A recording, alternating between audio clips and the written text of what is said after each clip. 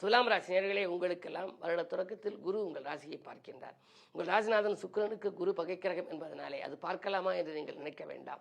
நவகிரகங்களில் சுபகிரகம் குரு. குரு பார்க்க கோடி நன்மை என்பதனாலே உங்களுக்கு அற்புதமான பலன் கிடைக்கப் போகின்றது.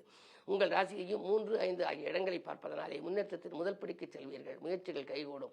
நட்பால் நன்மைகள் கிடைக்கும். அதிர்ஷ்ட வாய்ப்புகள் வந்து அலைமோதும். சேமிப்பு உயரும். பிள்ளைகளாலும் உங்களுக்கு பெருமை சேரப்போகிறது.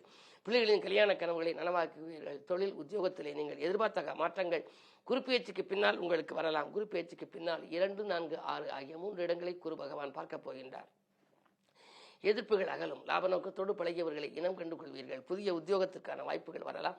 உயர் அதிகாரிகள் அல்லது உயர்மட்ட அதிகாரிகள் உங்களுக்கு நல்ல வாய்ப்புகளை எல்லாம் வழங்கப் போகின்றார்கள். ராகு பேச்சுக்கு பின்னால் 4 ராகு வருவதனாலே இல்லம் கட்டி குடியேறும் ஒரு யோகம் கூட உண்டு. இந்த ஆண்டு இனிய ஆண்டாக அமைய வெள்ளிக்கிழமை தோறும் நீங்கள் அம்பிகை வழிபாடு, வடக்கு நோக்கி அம்பிகையை வணங்க வேண்டும். அது மட்டுமல்ல, சிறப்பு வழிபாடாக தஞ்சாவூர் சென்று பெரிய கோயிலில் உள்ள வராகியை வழிபட வேண்டும். அங்குள்ள மற்ற தெய்வங்களையும் வழிபட்டு அதற்கு பிறகு வராகியையும் நீங்கள் வழிபட்டு வந்தால் வளர்ச்சி மீது வளர்ச்சி பெருகும்.